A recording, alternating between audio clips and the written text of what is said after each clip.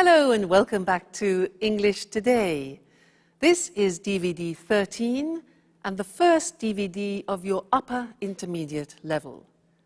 And in this DVD, we'll begin with another 3 episodes of our story, That's Life, followed by our special TV programs, which include Everything But the Kitchen Sink, featuring our culinary experts.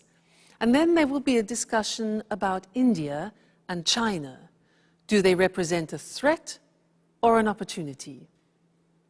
Then, in the grammar section, we'll be studying more about the present perfect and the present perfect continuous tenses.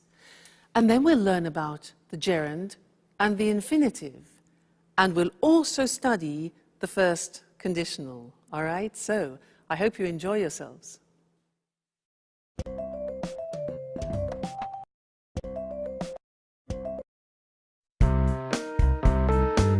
Sharon, I called a real estate agent 5 minutes ago.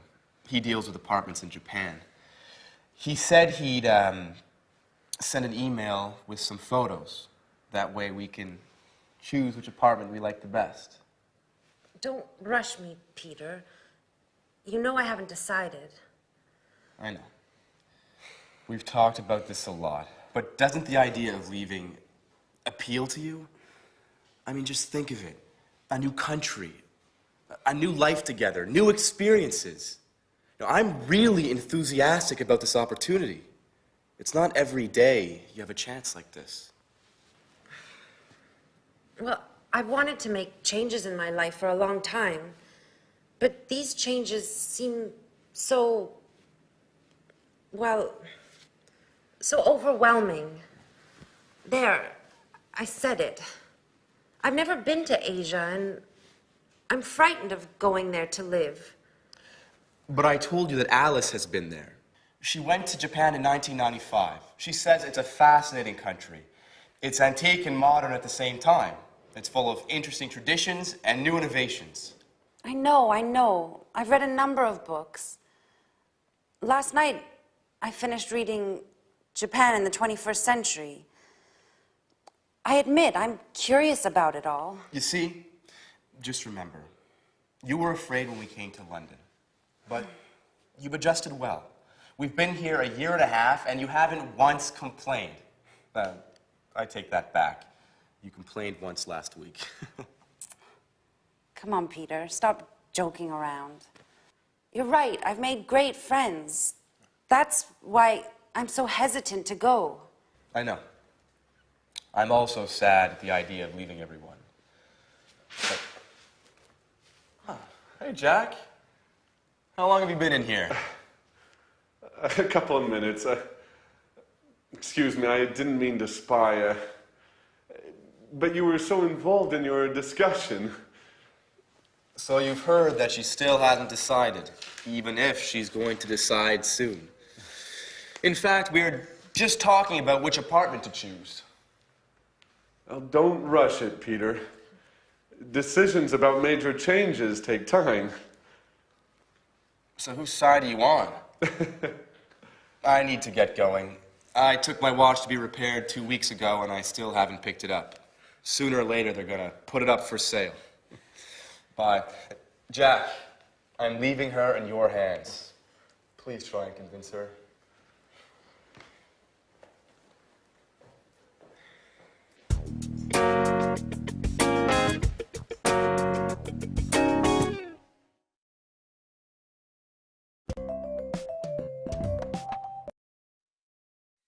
Hello again and welcome back to English Today, your live TV program where you can learn the English language.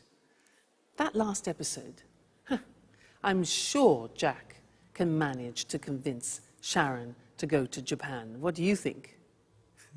We will see how that evolves. Now let's go back to the present perfect. Remember that we have learned so far that we use the present perfect with genie, just, ever, already, never, and yet. Well, I want to give you 2 more acronyms to help you understand when you use the present perfect. And the first one is this: flot. Now, you see at the top we have for. For is a time word. And we use for a length of time. What's length? Length means a duration of time. So if you want to say 10 years, for example, you would say, I have lived in France for 10 years. For 10 years, a duration of time. Or, for example, 5 minutes. I have worked here for 5 minutes. Okay, so for we use for a length or a duration of time. That's flot, F-L-O-T, flot. Now, let's look at the second one, spot. Now, spot starts with the word since. Since is a word that we use when we're talking about an exact point of time.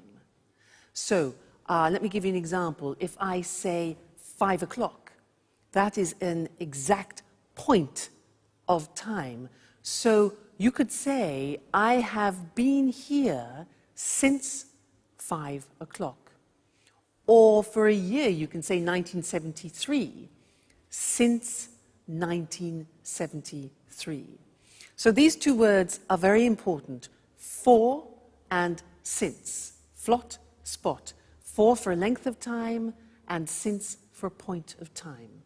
Now let's do a little exercise to help you with that. I will say something like 2 days. You must decide whether to use for or whether to use since. Okay? So, 2 days. Is it a length of time or a point in time? Length. So, for 2 days. I have been here for 2 days. Another example. Thursday. Thursday's a point of time, so since Thursday. Great. For a long time. A long time. Exactly, that is a duration, it's a length, so it's for. I gave you the answer. Another one. December. Good, it's a point, so since December. Very good. This one. Weeks. Very good. 4 weeks. Okay, fine. Let's think of another one. 2001. Okay, that's a point of time, so since 2001. Those are some examples. Let's go to the screen now, and I'll show them to you in a written form. That way you can memorize them and fix them, okay? So, flot and spot. There we have it. For a length of time, flot. So this is to express duration. The examples, I've lived here for 10 years. Then, he's known her for ages. Now, for ages means for a long time, okay? Then we had spot, which is since, and we use it for a point of time. The examples, she's worked there since the 7th of June. Point of time, that's a date. And they've been here since 1978, a year. Okay, so flot and spot. Now, the interesting thing is that when we ask questions about that, we use the word how long. For example, how long have you been here? And we use the present perfect. Look at the screen. We say, how long have you lived in Cambridge? And the answer would be, I've lived in Cambridge for 10 years or since 2001.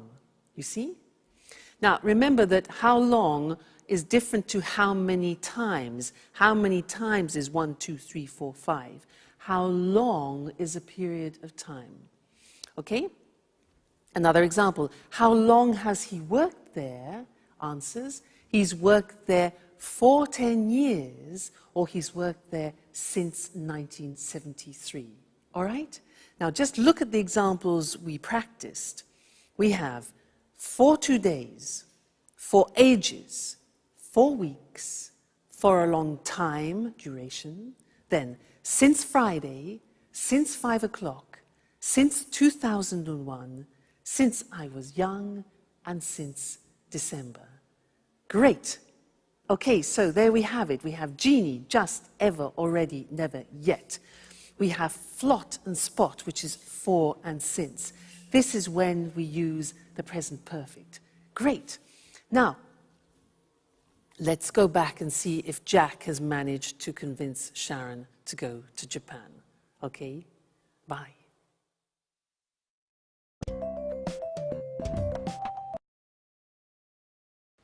You can't leave. Now that we finally found each other. Stop it, Jack. I'm so confused. Don't you start. I was thinking, you'll be all alone in a foreign country. You won't know anyone. Peter will be at rehearsals all day. At least here you have us. I will always be here for you. Yes, I know that. Oh, and did you know that women can't go out alone in Japan? Jack, that only happens in the Middle East. Stop it now. The truth is, I love new experiences. Remember when I moved to London 2 years ago? I've loved every minute of it. But that's not what you told Peter. I said it on purpose. You know I want him to slow down. I heard what you said 5 minutes ago. You were sincere. You weren't joking. You misunderstood, Jack. I'm not afraid of leaving. I've lived in a lot of different places in my life. I've done a lot of things. I've worked as a babysitter, as a tour guide, as a waitress. I'm sure I'll find something in Japan. I know you all too well, Sharon.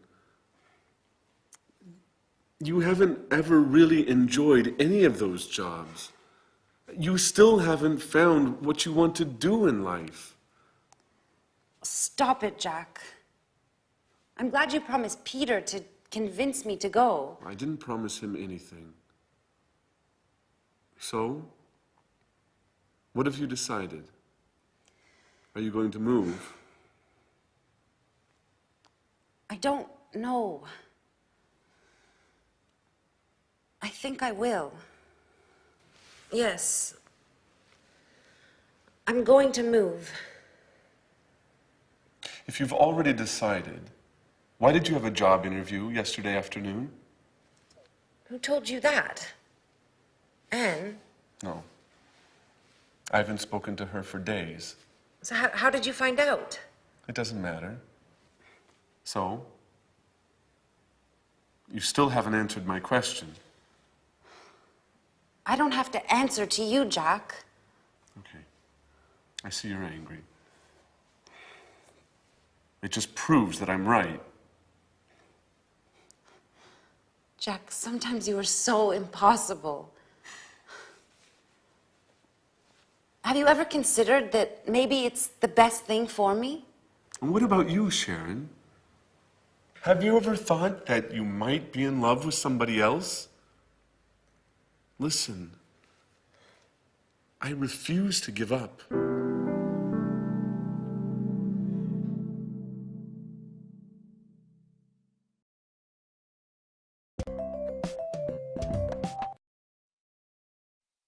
Love is difficult, isn't it? I know something about that. But so is the simple past and the present perfect. And in fact, this is an important lesson because one of the most difficult things in the English language is to decide when to use the simple past and when to use the present perfect. I hear a lot of people making mistakes about this. When do we say I went? And when do we say I have gone? Well, remember, up until now, I've tried to help you with these acronyms, you remember? Oilway and Genie. And I really do think they'll help you. Now, do you remember, Oilway was for the simple past. We use the simple past with on, in, last, when, ago, and yesterday. Okay? And we use the present perfect with just, ever, already, never, and yet. Be careful, there are two A's. This is already, this is ago. Okay, so be careful there. So, when you are speaking English, you have to make these choices. What do I use? Simple past or present perfect? And it depends on what time reference or time word you are using in the sentence. That is the most important thing, okay? Which one of these acronyms? Let me give you an example. We'll take a simple verb like I go. Now, if you want to use already in the sentence, what do we use? Do we use present perfect or simple past? Already is part of Genie, just, ever, already, never, yet. So you need the present perfect. And you say, I have already gone. Now, if you want to use last week, where is it? L, last, simple past. So you say, I went last week. Now, you try. I want to use just. Which one? Genie, just. So we say, I have just gone. Present perfect. Okay, next one. I want to use yet. Now be careful, there are two Y's.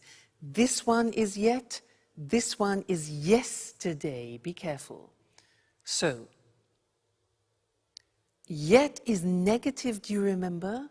It's present perfect, and the yet is at the end of the sentence. So, I haven't gone yet. All right? That's more difficult. Yet, so that's an exception. Next one. When? When? Okay, simple past. For a question, very often, when did you go? Next one. Never. Right? I have never gone. Present perfect. Fabulous. 2 days ago. Now this is already and that is ago. So, I went 2 days ago. Great, you're getting the hang of it. On. Yes, so I went on Friday, for example. Yesterday. I went yesterday. And the last one, in. Yeah, good. I went in June or in September. Fantastic. So that's it. Okay? When you are deciding whether to use the simple past or present perfect, think of the time words. And let's look at that on the screen just to remind you once more, because this is difficult. So, oil way is for specified time, on, in, last, when, ago, yesterday. I saw him on Friday. We went there in 1988. She came last week. When did you visit them? Question form. I visited them 2 weeks ago. I saw him yesterday. On, in, last, when, ago, yesterday. Then Genie for unspecified time, indefinite time, just, ever, already, never, yet. Examples, I have just seen him. Have you ever been to America? They've already eaten. He's never learnt. And have you met them yet? Okay, yet at the end. So please try and memorize these.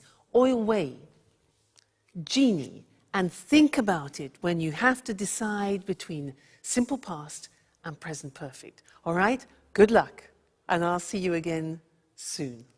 Bye.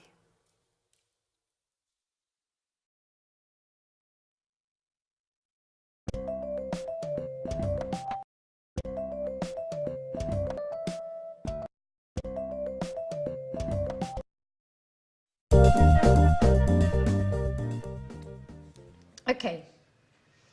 Sharon, you remembered to buy the beer, right? Of course I did. And you managed to bake the cake, right? Not yet. I'm going to bake it this afternoon. I still need to get some chocolate. Actually, Jack offered to get some for me. He promised to bring some before lunch. Sorry, but I can't help you with the cake. I have to take some tours to visit the Tate Gallery. Oh, don't worry about it. I'll have Jack to help me. He decided to stay home today to give me a hand. Just don't forget to tell Tom, David, Mary, and all the others. Don't worry, Peter said he'd take care of it. I'm sure he's already got in touch with everybody by phone. Great. Everything is going as planned. Oh, don't forget to buy the present. Don't worry. How about getting an astrology book? She'd love that. Absolutely. She loves reading those kinds of books.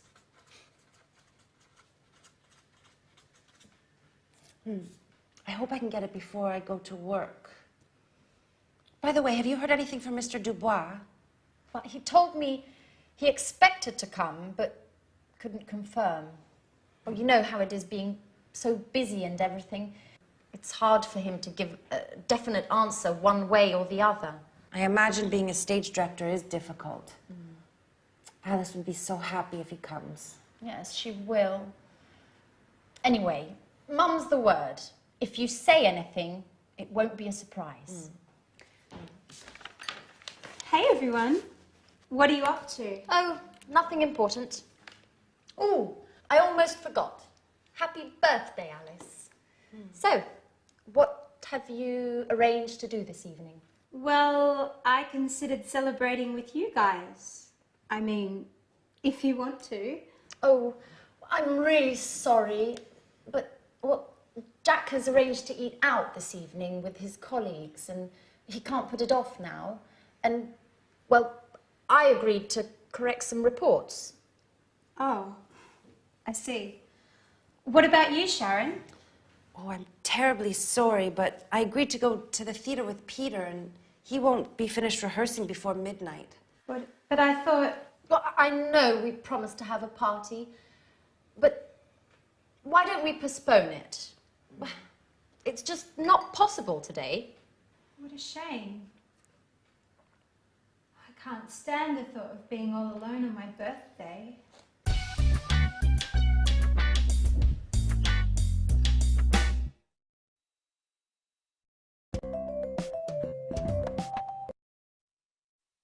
Hello again.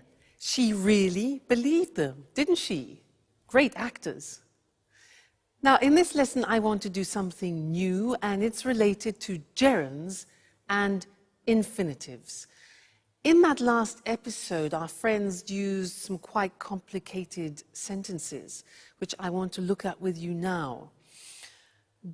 Anne said, Jack offered to get some cake. Do you notice that there are two verbs together there? Jack offered to get some cake. Now, offered here is followed by an infinitive. That's one example. The next example is, she said, he promised to bring some before lunchtime. He promised to bring some. Promised is followed by an infinitive, promised to bring. Then Anne says, she loves reading. Loves reading. Now, love is followed by a gerund. Then Sharon says, yes, I imagine being a stage director is difficult. I imagine being. Gerund. So here we have offer, which is followed by an infinitive, promise, followed by an infinitive, love, followed by a gerund, and imagine, followed by a gerund. And you're probably thinking, so how do I learn these? Well, you have to learn them by heart, as we say. Yeah, there's no other choice. So let's go to the board now, and I will show you how it works. And unfortunately, like the simple past irregular verbs, it's all a question of memory. So, as we said, when you have a main verb followed by another verb, sometimes it's in the infinitive, sometimes in the gerund. Let's look at some examples. You managed to bake a cake. The verb manage is followed by an infinitive. Jack offered to get some. He promised to bring some. I have to take some tourists. Have to in the sense of obligation. What have you arranged to do? Arranged plus infinitive.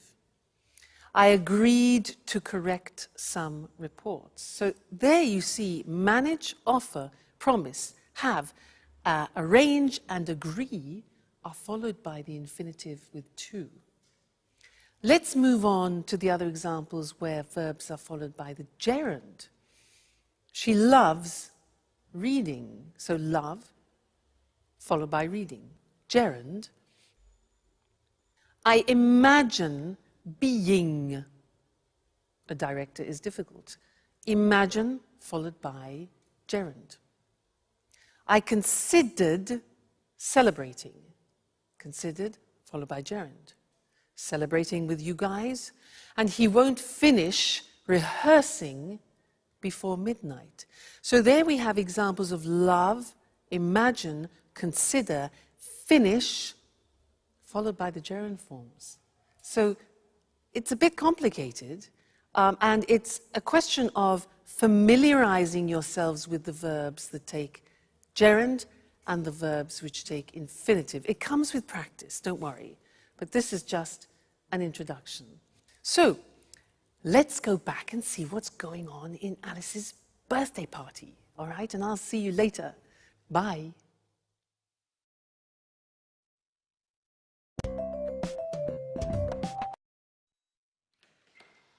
Hey, is anybody home? Oh. That's right, I forgot. Everyone's busy this evening. What a shame. I resent having to spend my birthday all alone. Hey, what's happening here? Surprise! Happy birthday to you. Happy birthday to you. Happy birthday, dear Alice. Happy birthday to you. Oh, I'm so happy. I didn't expect to find anybody here. I thought I had to spend my birthday all by myself. Oh, did you really think we would forget to celebrate your birthday? Well, yes. You played quite a trick on me. And you fell for it. Come on, everyone. A toast to Alice. Oh, wait. Before we make a toast, we have another surprise. Another surprise! Daddy!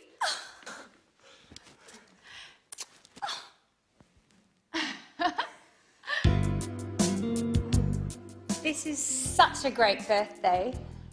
How did they talk you into coming? Alice, dear, how could I miss your birthday? Work is important, sure, but nothing is more important than my dear, sweet, only, lovable, adorable little girl. Dad, if you talk like that, you'll make me blush in front of everybody. Listen, I know I wasn't always there for you and that I've made a lot of mistakes, but I want to catch up. Things change. I've got a suggestion for you. Do you want to come and work with me? Really? With you? What would I do? You can write scenes for my films. You've always had artistic flair. I'll teach you the tricks of the trade. You'll learn how to write convincing scenes in no time at all. That way, we'll always be together, if you want. I don't know what to say. I gave up wanting to spend time with you. You don't have to decide to do anything now. Let's celebrate your birthday. Let's toast. Cheers, Alice. Thank you so much, Daddy. This is the best birthday of my entire life.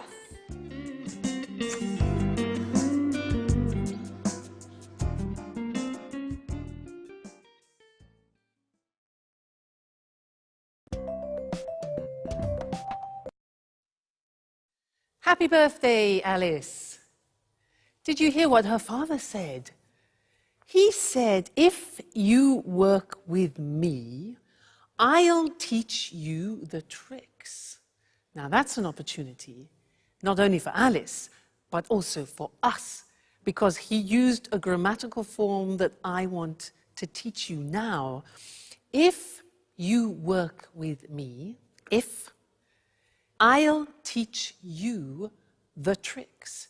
And that in English is a conditional form, the first conditional. If I work, if plus the simple present, I will teach, followed by the future will. So to illustrate this a little bit better, I want to talk to you about what is almost a religion in England, making tea. Now, every household in England has one of these, this. Do you know what this is called? It's for water, to heat, to boil water. In English, we call it a kettle. Every English household has a kettle. We have all sorts of different models as well. And I can assure you, if you buy a kettle, you will never regret it. Why? Look at this. It's very light, plastic, and it's very fast. So, if you fill this kettle to about here, it's 1.5 liters. And then, here's the plug. If you plug the kettle in, the water, 1.5 liters, will boil in 3 minutes. Incredible. So, 1.5 liters, if you boil 1.5 liters, then it will be ready in 3 minutes, okay? The other good thing is that if you want to carry the water to another place, look, take it off the element, and it's portable. Now, there's one thing to remember. Inside, sometimes it gets a bit dirty. You have a special liquid to clean it, because if you don't clean it, then it'll change the taste, or it might change the taste of the tea. Okay, so that's important. So, a kettle. If you buy this, I can assure you, you will never regret it. Okay, now, I was using some conditional sentences there, and I want to go to the screen now to look at those more carefully. It was the first conditional, using if, all right? And this is used to describe real possibilities. So, look at this. If you work with me, this is Alice's father, I'll teach you all the tricks. So we have if, then the present tense, and then will and the infinitive, which is probably different to your own language, so be careful about that. The other example, if you use a kettle, you'll make tea faster. So present tense, future with will. If you use a kettle, you'll make tea faster. If you don't clean it, the tea won't taste good. You see the negatives there? If we don't, negative of the present, the tea won't, negative of will, taste good. Now, we can sometimes change the second part. Look at the next example. If her father offers her a job, she might accept it. Now, using might gives the idea of uncertainty, but that's fine to use in the first conditional. The other example, if he accepts the job, yeah? If he accepts the job, he might move, go to Japan. All right, so you can also use might. If you stay with me in English today, you will learn the English language. All right? Great. Well, I'll see you again in the next lesson. Bye.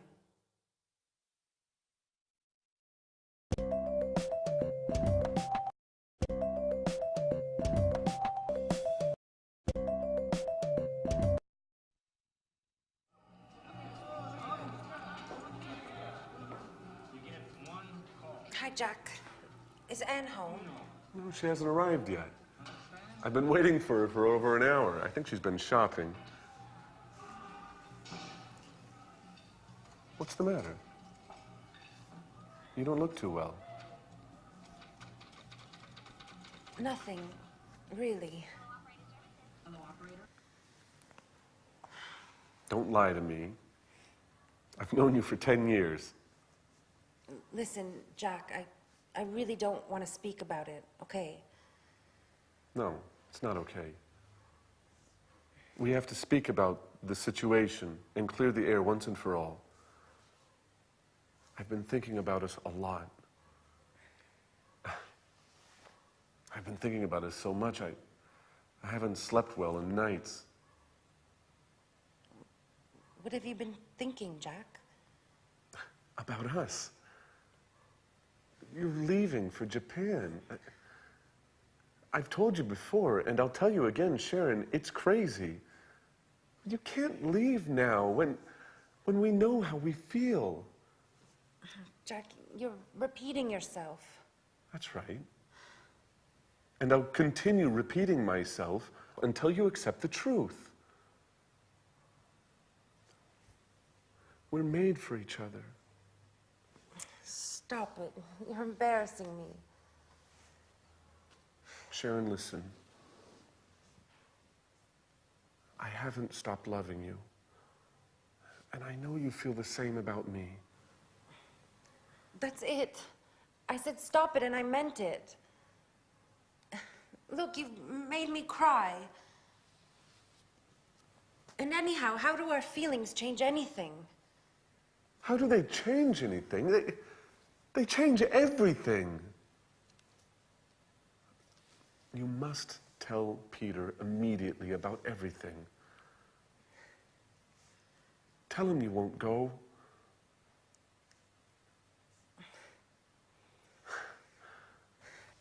I'm so happy. I knew you felt the same way about me.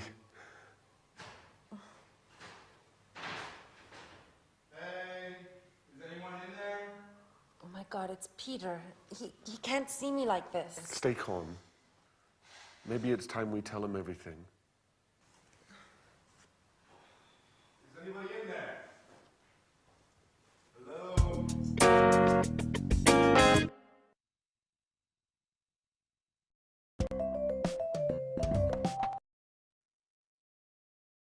Hello, everyone, and welcome back to some more English today. It's the moment of truth for Sharon, isn't it? Now, in that episode, they used some very interesting language, and language which is a grammatical form very typical to English. It's a form you don't find in many other languages. Let me give you some examples.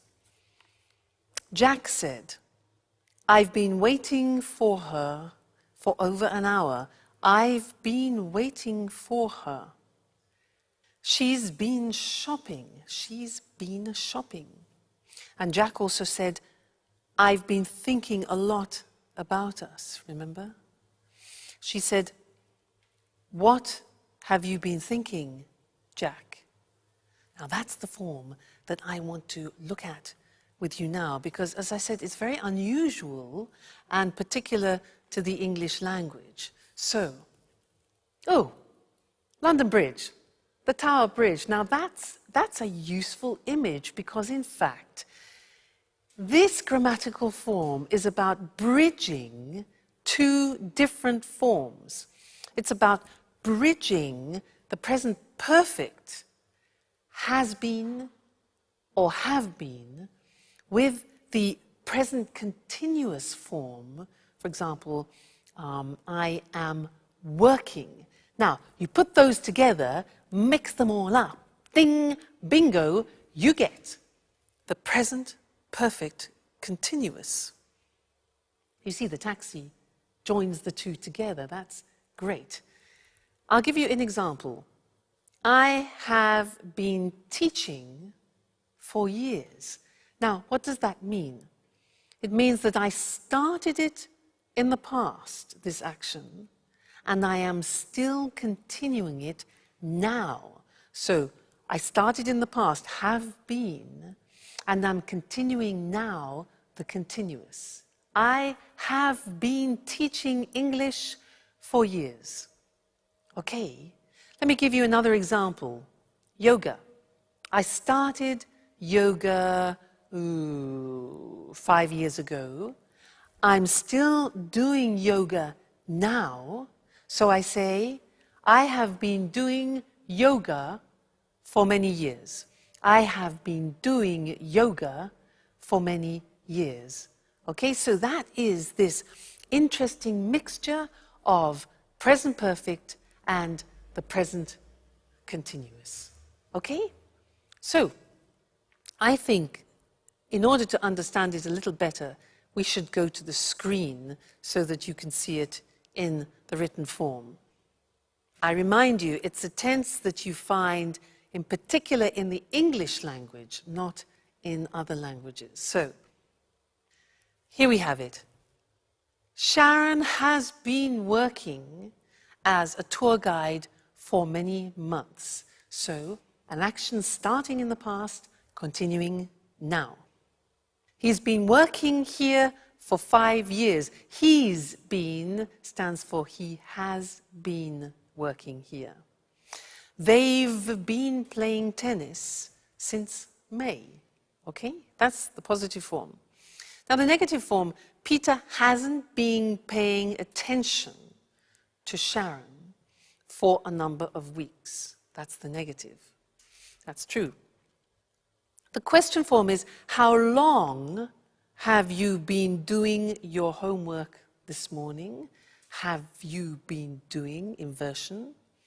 How long has she been teaching? We use how long very often because we want to find out the duration, when the action started and the action is continuing now, so what period of time? How long have I been teaching? Then the answer would be, I've been teaching for many years. I could ask you, how long have you been learning English? You can say, well, I've been learning English for years, or whatever the answer is. So that's the present perfect continuous, PPC. And don't worry, this is not the only lesson about it. It's not easy, and I will tell you other things about it in another lesson, the next lesson. All right? So see you then. Bye.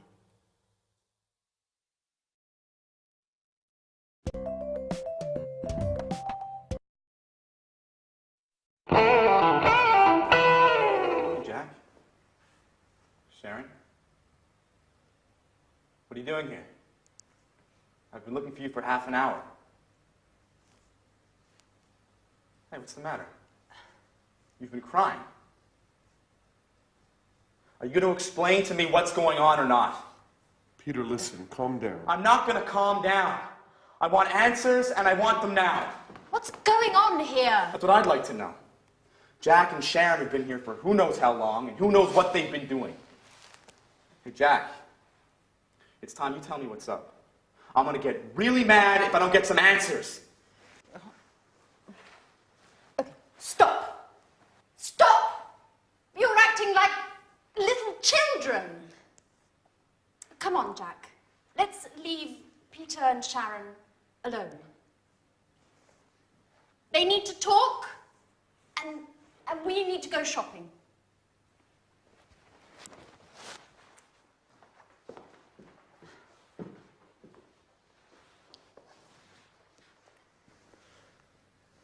So, Sharon,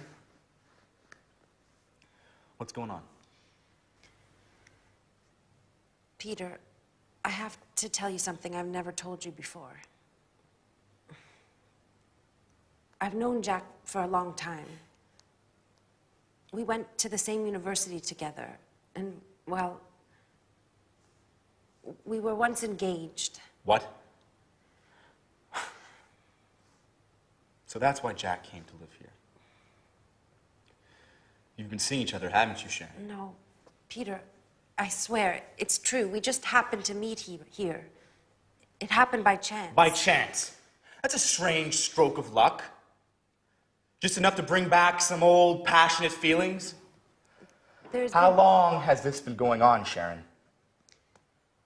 Nothing has happened between Jack and I. Even if I do still have some feelings for him. After all, Peter, you've been neglecting me for months. The only thing that's important to you is your work. You live, eat, and drink theater and nothing else. So you're saying this is my fault? No one is at fault. It's just that we want different things from life at the moment. I've had 2 interviews with the director of the Archaeology Museum. They want to open an art exhibition, and they've offered me a job. Do you understand, Peter? It means a job I would really love. What are you getting at, Sharon? Would you stay here and not go to Japan if I asked you? What kind of question is that? Answer me, Peter. It's important. I've accepted the job. Without asking me. How could you? Did you ask me about Japan? Did you, Peter, huh? Are you willing to stay here with me?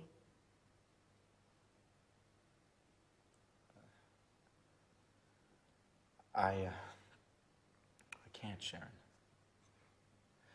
This is my big chance. You see, Peter, I'm right. Nothing is more important to you than your success.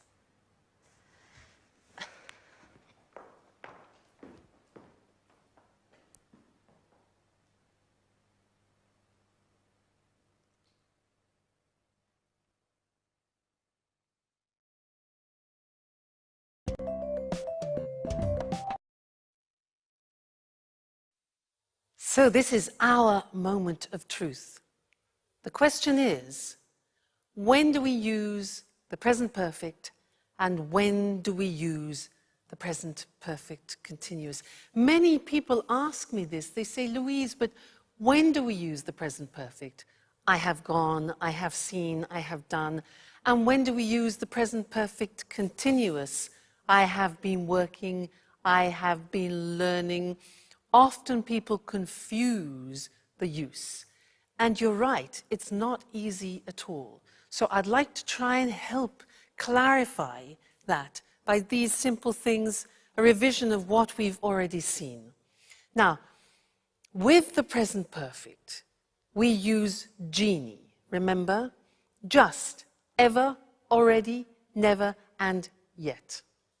That's important to remember. With those words, we use the present perfect. But with the present perfect continuous, we're using for, since, and how long. Okay, now that is the difference. So if I take a phrase like, I do the exercise, and I want to use the time word already, then you need the present perfect. I have already done the exercise. But if you want to use the concept of since, you can't use the present perfect, you use the present perfect continuous. So I have been doing the exercise since Friday. Another example would be, for example, just. Just is a present perfect word. So we say, I have just done the exercise. If you want to use for, We're into the present perfect continuous, the PPC. So I have been learning English for many years. So do you see the mechanism?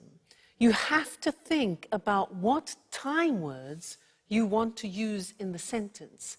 Then you choose the correct grammatical form. Genie for the present perfect. For, since, how long? How long have you been learning English for the present perfect continuous? That way you can distinguish between the two forms, all right? So try and memorize those time words, and I can assure you it will help you a lot when you're speaking. All right? Great. Well, see you again in the next lesson. Bye.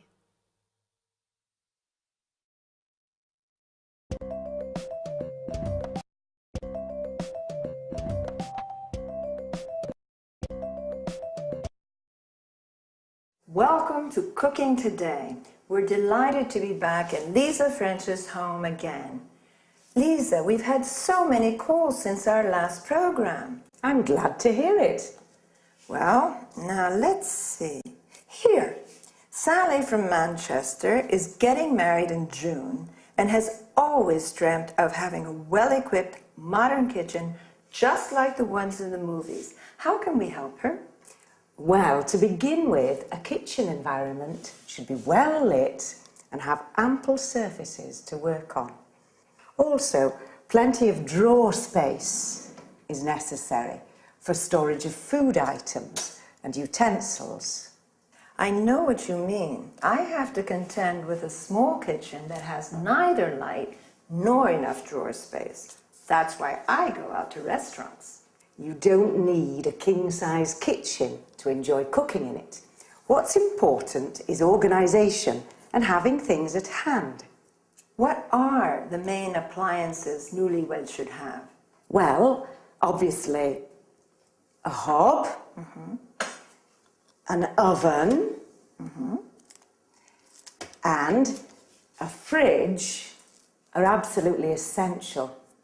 Today, many people can't survive without a dishwasher. I'm one of those people. I really hate doing dishes. So do I. Getting back to the subject, I'd like to show our viewers some optional appliances. Although they're not strictly necessary, they often come in handy in large families or when entertaining guests frequently. One is the grill. Another is a deep fryer for large quantities of chips and other tidbits.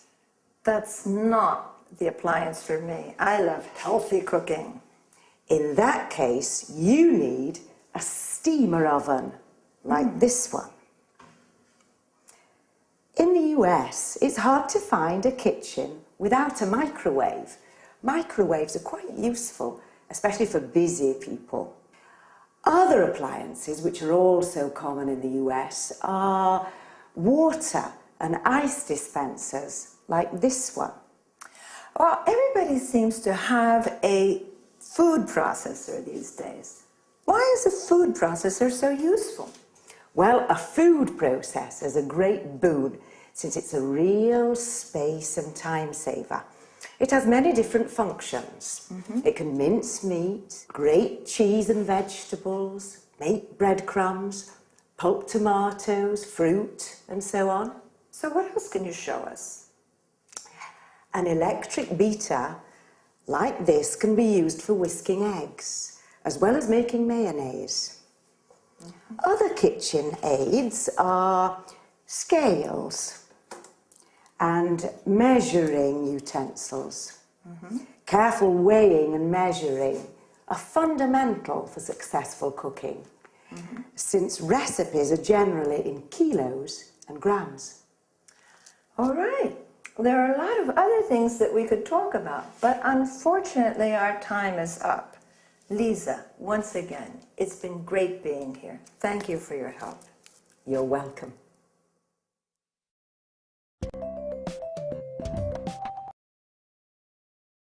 Well, let's analyze some of the vocabulary used by Lisa. Talking about the appliances for cooking, she spoke about a hob, or U.S. stove, where you cook food, an oven where you roast or bake food, a grill where food is cooked by strong direct heat. As we saw, the following machines can be optional: a deep fryer in which you fry food, a steamer oven where you can cook food in steam rather than water, a microwave where food is cooked by electromagnetic radiation. Then she referred to items where food can be stored, like a fridge, originally refrigerator. The section with frozen food is called a freezer. The section of the fridge which produces cold water and ice is called a water or ice dispenser. Lisa also said drawers are important. You need them to keep utensils, cutlery, and so on. A dishwasher is a machine for washing dishes, cutlery, glasses, and so on. Other small appliances are a food processor, a machine which can ground, mince, or chop food, an electric beater where you mix, whip, or whisk food, scales or measuring utensils used for measuring food, weight, or liquids. Then Lisa used some culinary terms, such as mince, that is chopping meat into very small pieces. Notice that mincemeat is a mixture of dried fruit. Cheese and carrots can be grated, that is, finely shredded. Or we can say pulp, which means crushing fruit into a soft paste. Pulp is also the soft inner part of fruit. Another useful verb is beat. That is mixing eggs, cream, butter, using a fork or a whisk. That's enough for today. See you again. Bye.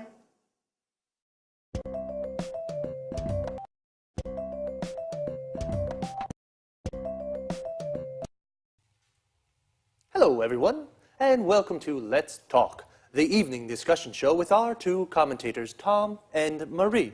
Good evening, everyone. Good evening. Well, let's talk business tonight. Let's talk about some important developments in the global economy. Let's talk about new markets and new commercial opportunities. In particular, I'd like to know what you think about the extraordinary economic growth that's taking place at the moment in some parts of the world. Are you referring to China? Yes, and also to India. You know, for the last 5 years, the economies of these countries have been growing at almost double-digit rates. In 2005, the Chinese economy grew by 9.9%, the Indian economy by 8%. Compare this with an average of only 1.3% in Europe's Eurozone. How do you see these developments? Is this enormous economic growth an opportunity or a threat for European producers? Well, I'm rather concerned about it, and I believe that many European industrialists are concerned too. These two Asian giants with their enormous populations are threatening European manufacturing and jobs. The fact is that labor costs are so low in China and India that European manufacturers just can't compete. Sorry, Tom, but I really don't agree with you. I don't see these growing economies as a threat to European producers. I believe that China and India offer new, important markets to European manufacturers. You know, both countries have middle classes that are becoming larger and larger. These people are becoming wealthier and are looking to spend their money on luxury goods made in Europe. So, Maria, according to you, European companies can sell their high-quality goods to middle-class Indians and Chinese. Exactly. In this way, European exports to China and India are predicted to increase. Just a second, Marie. The reality of the situation is rather different. India and China are selling much more to Europe than Europe is selling to them. I accept that's true at the moment. But don't forget, Tom, that cheap Chinese goods have helped to keep inflation low in European countries. And this has helped keep interest rates low too. So, consumers have been able to save money and spend this money on other things. Well, I agree with you that European consumers and industrialists have benefited from trade with China. Of course. What's more, today, more and more European companies are building factories in China or are having their goods produced there. Exactly. That's the problem, Marie. European industrialists are deciding to have their goods produced in these countries because labor costs are lower. If we continue like this, lots of factories in Europe will close and the number of unemployed will rise. Well, I can certainly see that you have different opinions on these issues. I think you're both right. Like most things in life, economic growth in China and India has its good and bad points. It can either offer commercial opportunities to some European producers, but it can also pose a threat to other sectors of European manufacturing. Okay, let's say goodbye to Tom and Marie. Goodbye. Goodbye.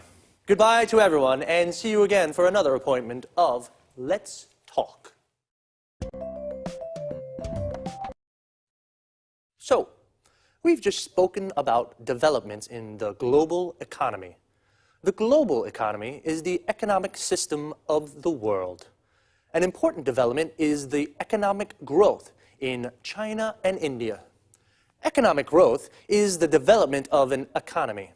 The Indian economy grows by 8%. Notice the use of by. The Chinese economy grew by 9.9%. Here, notice also how we say 9.9. Is this economic growth threatening to European producers? A threat is a danger, and the verb to threaten means to put in danger. One opinion is that the economic growth of India and China is threatening European producers. Producers are companies that make products. Another word for producer is manufacturer. Why is it a threat?